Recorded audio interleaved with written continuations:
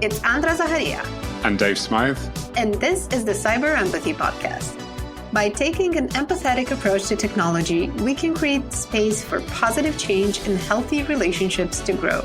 We share stories of kindness, curiosity, and connection that show how we can all shape online privacy and security.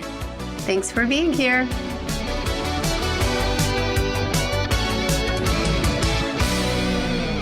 In today's episode, Andra talks to Tanya Janca, founder of We Hack Purple, an academy and community for IT professionals who want to learn how to secure software. She is also the best-selling author of Alice and Bob Learn Application Security. Tanya talks openly about how she came to create We Hack Purple and her experience of running the academy. She also shares some great practical ways to improve working relationships between information security specialists and the people they work with, such as developers. It's a great conversation, so let's get to it.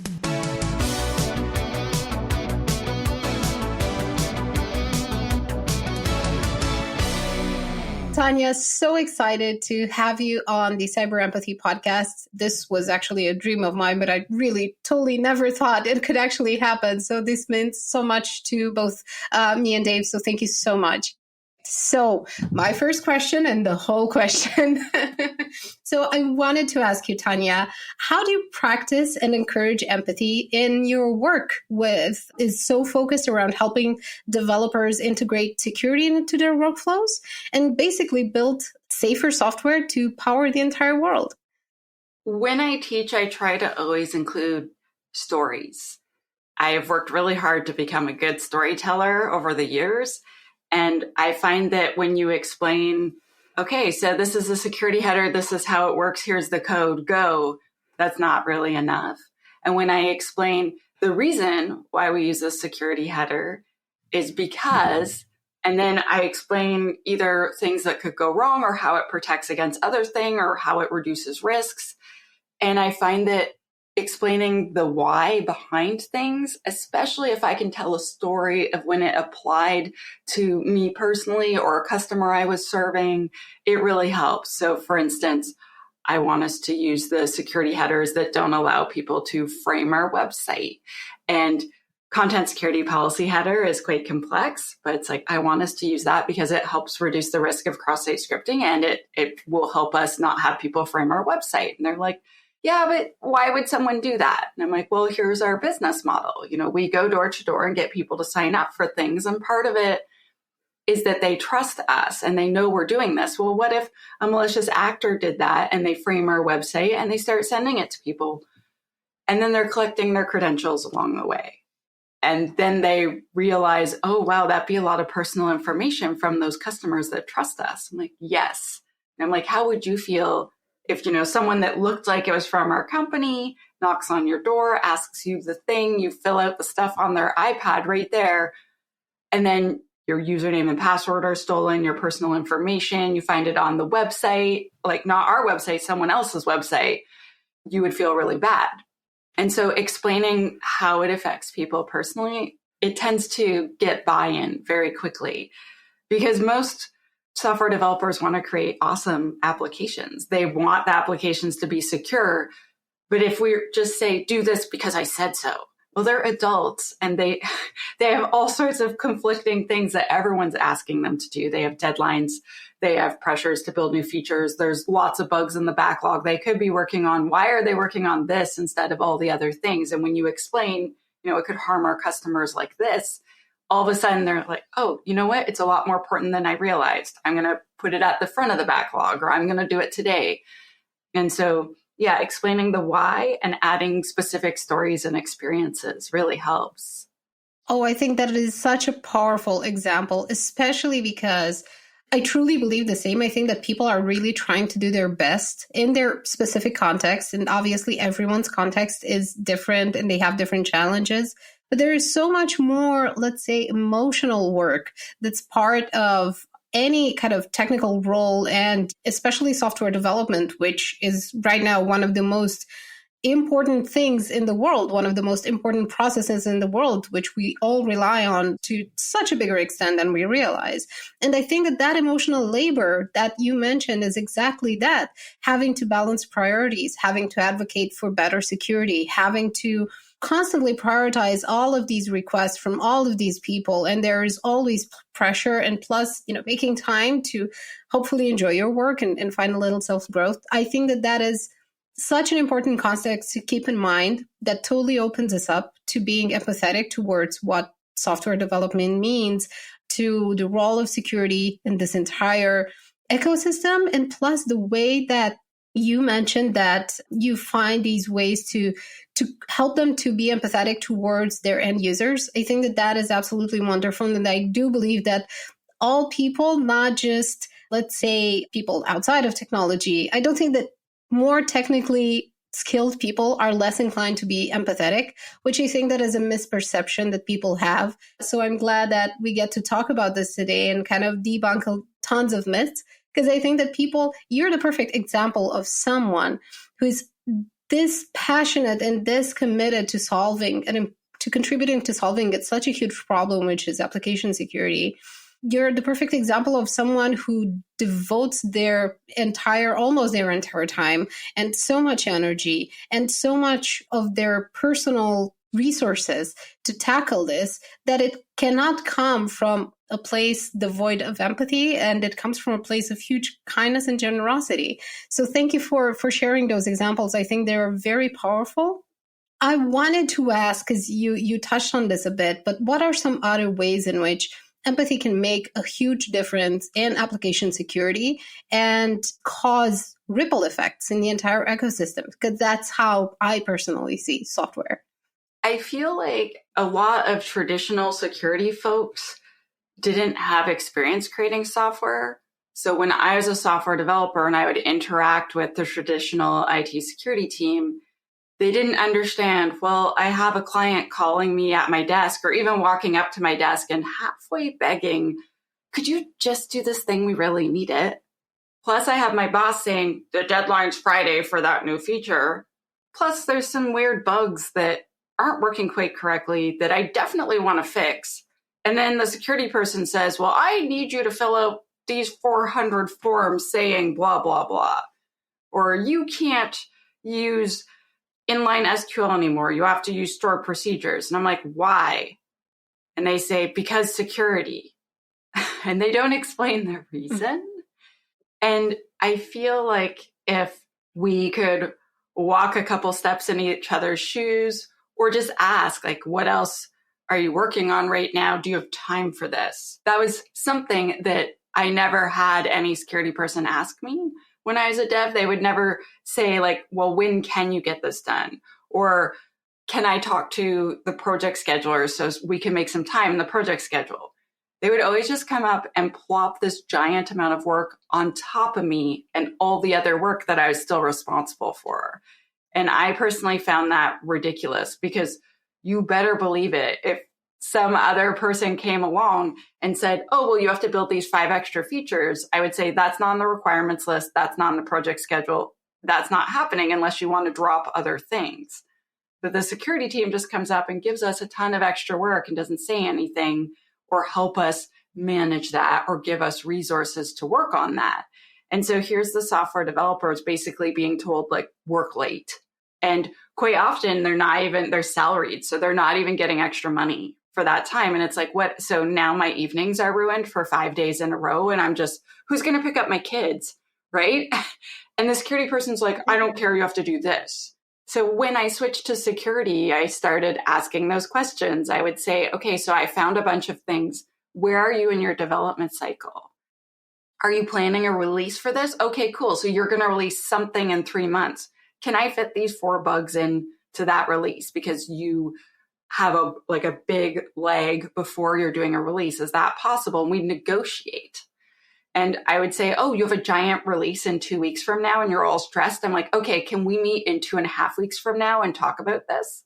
And I'm like, just let you go back to what you're doing, because I understand the stuff that's going on with them. And sometimes I would say, okay, so you can fix these 4 bugs now, but you can't fix the rest of them. That's cool. I want to put them in the backlog, and then I want to meet with you again, and I want to talk about when can we get these fixed, because I still have a job to do. I still have to get these fixed, but I don't have to crush you into the ground to make it happen. And sometimes I've been able to borrow a dev from another team to help them crush those security bugs in the backlog. Sometimes, if I'm really good, I can actually speak to the project scheduler at the beginning of the project and say, okay, so you're planning like 16 sprints. Cool. Well, I need 2, one near the beginning to do threat modeling and design and this and that. And I need another one near the end where I'm going to do a pen test and I need them to have time to fix all the bugs I'm going to find, and actually working it into the schedule so the software developers actually have time to work on the thing. And that comes from empathy, and that comes from past experiences of having that behavior. It's really problematic where software developers, like, I've seen it where they'll show me a chart and they're like, so I'm allocated at 400%. When do you think I'm going to fix that bug for you? When I'm supposed to be sleeping? Because apparently I don't get evenings or weekends for the next 4 weeks. And I'm like, okay, so that's not reasonable. So let me talk to your boss and see what I can do about a bunch of these things. Because to me, that's also a security problem. Because if this software developer ends up burning out and then can't even finish the release, we have lots of troubles. And I feel like us being able to just listen and ask each other, do you have time for this? Okay, you don't. Right now, when will you have time? What can we do about this? And listening to them. And some of the devs will say things like, actually, yeah, my release is Friday and it's Monday, but actually those don't look that hard. Give me a shot. I'll fix them. I had this woman named Jenny she just fixed everything. She's like, actually, yeah, something else turned out to be easy. And she just like plowed through all of them. She's like, got anything else for me? I'm like, whoa. And so when we treat people like people and we try not to crush them or burn them out, turns out they're really helpful later when they can be. Exactly. Oh, wow. I felt like I couldn't possibly interrupt in any way because you walked us so beautifully in such a detailed way through these very real and incredibly important problems. I saw them at each of my past jobs when working with developers, and I always worked with developers and designers, and I saw just the immense pressure that sits on them constantly, and it never eases up. And the better you become and the more wanted and then needed you are. So it's kind of a virtuous cycle turned into a vicious one, which definitely leads people to burnout. It leads to them being irritable. It leads to poor relationships. And to me, the common theme of all of the examples that you shared is that the basis of everything is relationship building and our ability to find common ground, to find things we all care about, to find ways in which to create space for one another and protect one another and help one another when we can. Because I too think that the lack of empathy in these kind of relationships leads to these chasms between security teams and development teams, and not to mention other teams in the company as well, instead of trying to build bridges and trying to figure out how we solve this together, because it involves everyone and it impacts everyone's work and livelihood at the end of the day, either directly or indirectly. So thank you for giving us a glimpse into what this looks like in the real world, especially for people who probably never consider this, especially if they don't work in technology. And I hope that they get to hear these stories just to realize how much effort and how much personal resilience it takes to work in these roles and to do this kind of work, especially if you want to do it well. So was one of these experiences that you talked about until now kind of the source of the She Hacks Purple Academy and courses? Did you feel like there is, because you definitely, I feel that one of the key aspects of your work is to bring in more kindness and to create these communication paths from one person to the other. Was there a particular experience that led you to kind of decide that you want to create an academy and courses and create so much community support? Because obviously that is a huge undertaking, and we're all very glad that you decided to do this and to grow it over the years. So the reason I opened the academy is kind of a weird one. So I left Microsoft to start a startup with a friend, and it failed very quickly. It took around 9 weeks for us to figure out that we both had very different ideas about things we'd been discussing forever. And so it's better to fail fast if you're going to fail. Plus, I felt pretty burned out. Working at Microsoft was quite intense. And then starting a startup and having it fall apart so quickly was pretty intense. So I was like, I need a little break. So I went on Twitter and I said, so my startup failed. I'm not sure what I'm going to do next. What do you think I should do? And then I just opened up my calendar and let anyone who wanted to book time with me for a few weeks. And I met with startup founders. I met with tons of community members who were interested in meeting me, which was amazing. I met with business owners, etc. And so I had all sorts of interesting things happen. Person after person said, I have all these software developers. Could you come and train them? Because we really like the talks and the workshops you did. Could you make a whole day of training for us? And I was like, okay. And then someone else asked and someone else asked. And this really wonderful human named Karen, she's great. She said, you should take those courses that you're teaching at enterprises and you should film videos of them and then charge less so that the average person could attend. So the average individual who's actually paying out of pocket could pay way less, but you still charge enterprises through the nose, the going rate that everyone else is charging. So you make more money that way. I started asking people, like, do you think that would work? And people were like, yes. And so I started at first just selling memberships to my blog for $7 a month. And before I knew it, I could pay all my bills.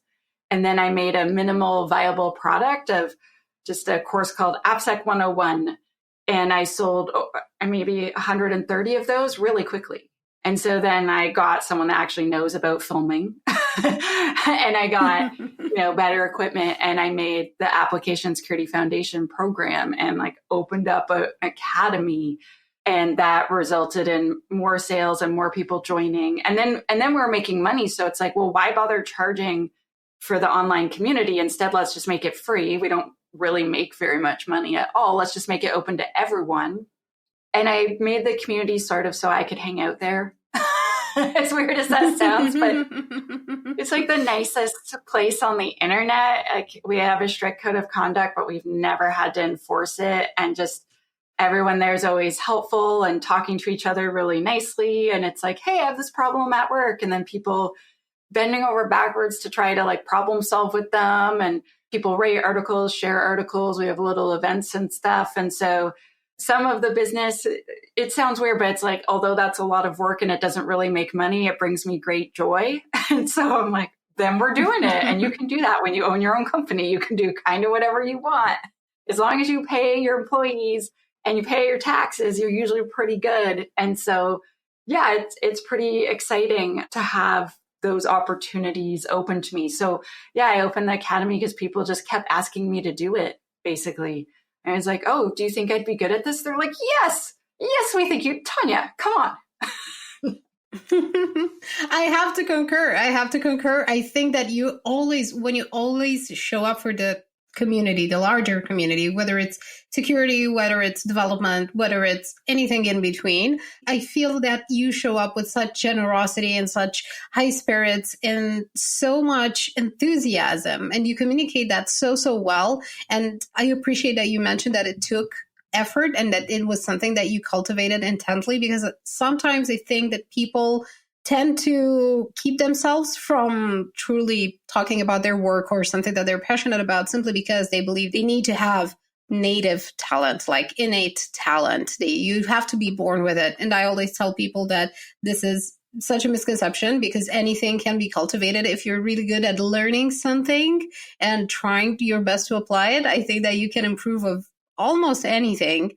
So you sharing that, I feel, will really help people who are struggling with imposter syndrome to realize that there is a way, obviously, to improve your communication skills, and to then use that to connect to more people and to get them, to share that enthusiasm and to build this momentum like you built with the academy. To me, that is absolutely wonderful. I love how people react to the things that you do. I see how the language is, just like you mentioned, that it is kind, it is supportive, it is polite, it is everything that we would like to have as a community. And I think that setting these positive examples is a very, very powerful way to be very practical about cultivating empathy in cybersecurity and technology in general, whatever shape or form it may have. So one of the elements that I wanted to particularly ask about is that in the academy, you have a diversity scholarship, which is not something that many courses offer. I wanted to ask, how did that come about? How did you decide how to structure it? And how did it kind of come together? So I was on the internet, on Twitter, chatting with an acquaintance who is a Black woman who lives in the United States, and she's disabled. And she was tweeting, how could I, as a Black woman, ever be able to afford a SANS course? And I don't mean to pick on one of my competitors. I think they're like, I feel her pain because I'm Canadian. My dollars were significantly less than hers, and our cost of living is higher. And I'm a white lady, and I've never been able to afford to take any of their courses, even though, quite frankly, a lot of them look amazing, but I've wanted to.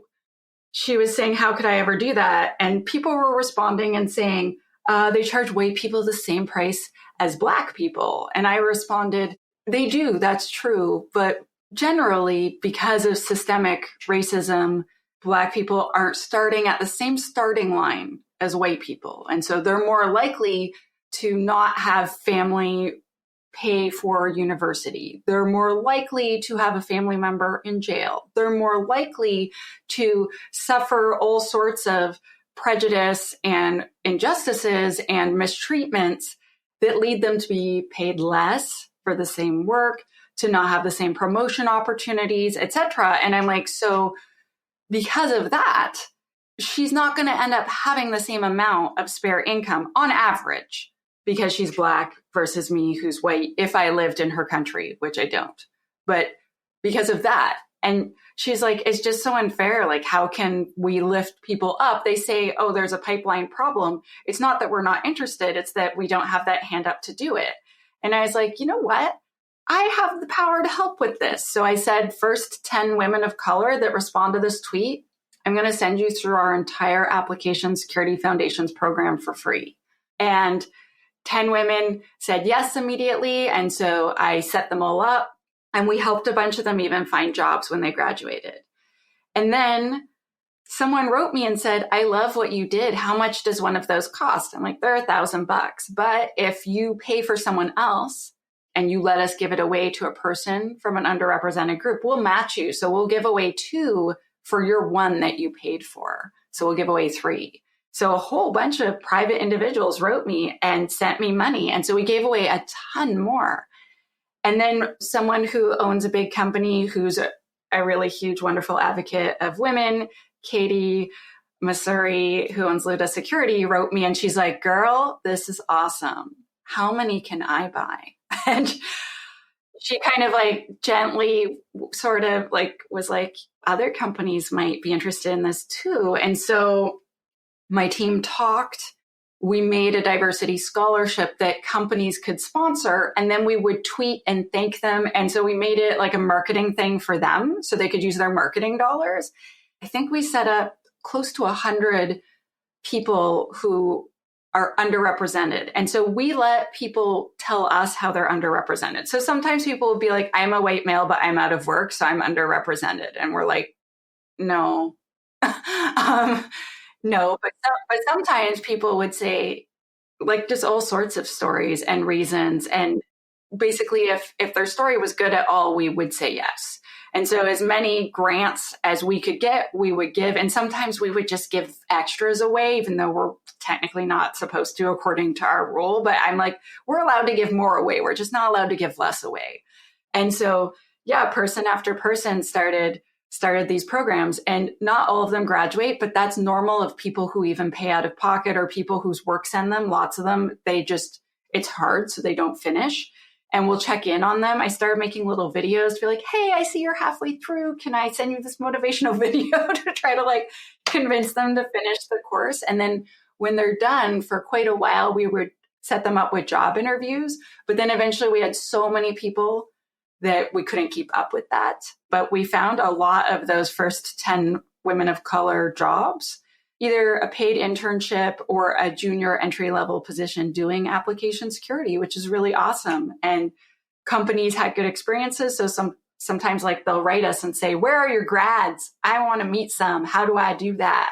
And so now we have a jobs channel and we let people put jobs in there and we make introductions to graduates quite often. And that's really exciting. Sometimes they get hired before they're done. And they're like, I'm having trouble finishing the last course. Yeah, because there's a lot of companies that need to secure their software. Of course, of course. I love the way that you're doing this and what a wonderful example you're setting for everyone.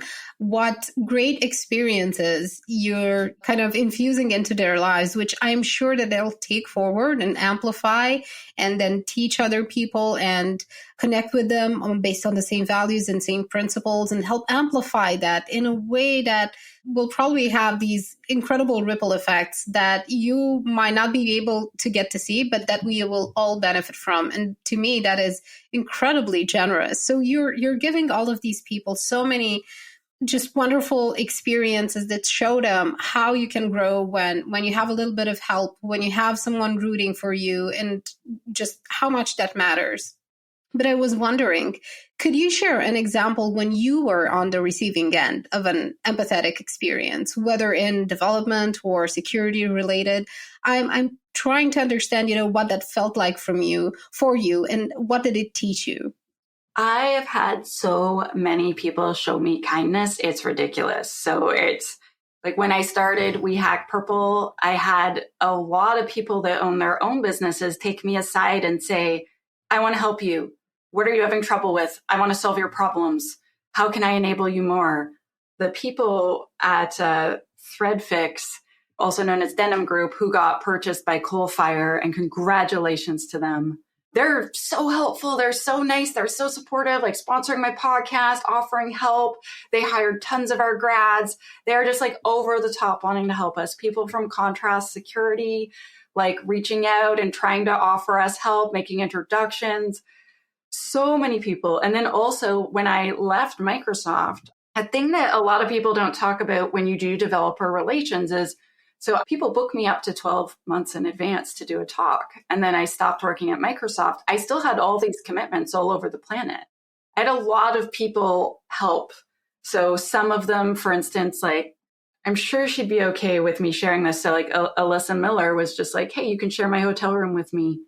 I know a hotel room at RSA costs $5 zillion. And like, I have one because my company's paying, like you could just share with me.